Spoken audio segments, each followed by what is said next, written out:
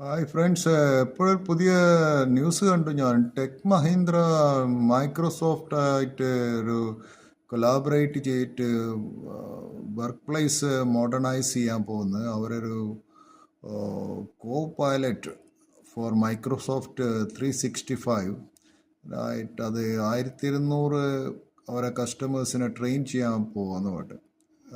അപ്പോൾ അവർ പറയുന്നത് വെച്ചാൽ അവർക്ക് 10,000-ലധികം എംപ്ലോയീസ് ഉണ്ട് 15 ലൊക്കേഷനിലായിട്ട്.